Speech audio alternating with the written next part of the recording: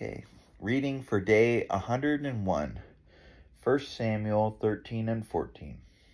1 Samuel 13. Saul lived for 1 year and then became king. And when he had reigned for 2 years over Israel, Saul chose 3,000 men of Israel. 2,000 were with Saul in Michmash, in the hill country of Bethel, and 1,000 were with Jonathan in Gibeah of Benjamin. The rest of the people he sent home, every man to his tent. Jonathan defeated the garrison of the Philistines that was at Geba, and the Philistines heard of it. And Saul blew the trumpet throughout all the land, saying, "Let the Hebrews hear." And all Israel heard it,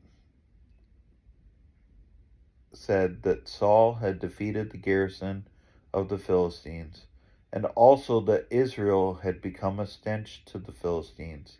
And the people were called out to join Saul at Gilgal. And the Philistines mustered to fight with Israel 30,000 chariots and 6,000 horsemen, and troops like the sand on the seashore in multitude. They came up and encamped at Michmash, to the east of Beth-aven. When the men of Israel saw they were in trouble, for the people were hard pressed, the people hid themselves in caves, and in holes, and in rocks, and in tombs, and in cisterns.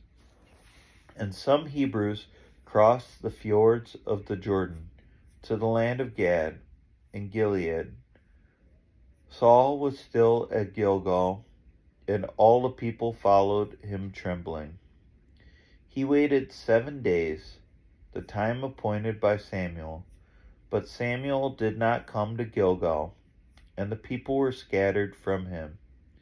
So Saul said, "Bring the burnt offerings here to me, and the peace offerings." And he offered the burnt offering. As soon as he had finished offering the burnt offering, behold, Samuel came. And Saul went out to meet him and greet him. Samuel said, "What have you done?"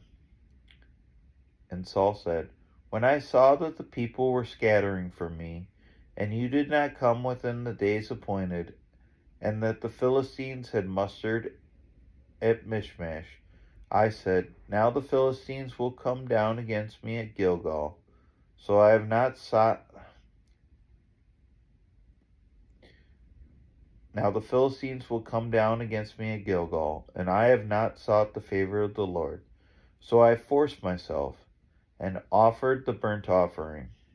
And Samuel said to Saul, "You have done foolishly. You have not kept the command of the Lord your God, which he commanded you, for the Lord would have established your kingdom over Israel forever. But now your kingdom shall not continue. The Lord has sought out a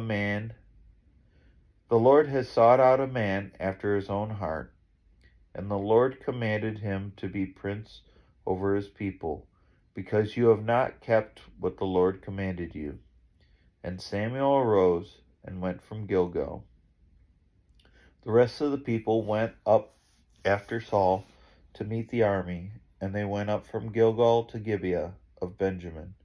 And Saul numbered the people who were present with him, about 600 men.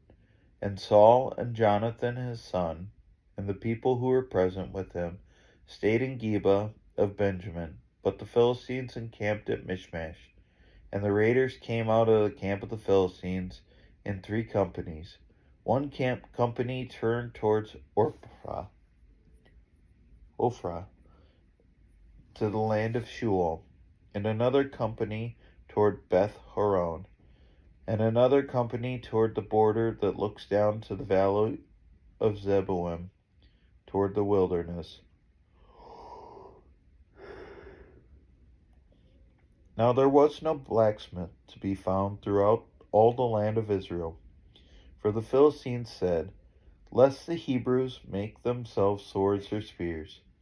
But every one of the Israelites went down to the Philistines to sharpen his plowshare, his mattock, his axe, or a sickle. And the charge was 2/3 of a shekel for the plowshares and for the mattocks, and 1/3 of a shekel for sharpening of axes and for setting the goads. So on the day of the battle there was neither sword nor spear found in the hand of any of the people with Saul and Jonathan, but Saul and Jonathan his son had them. And the garrison of the Philistines went out to the pass of Michmash.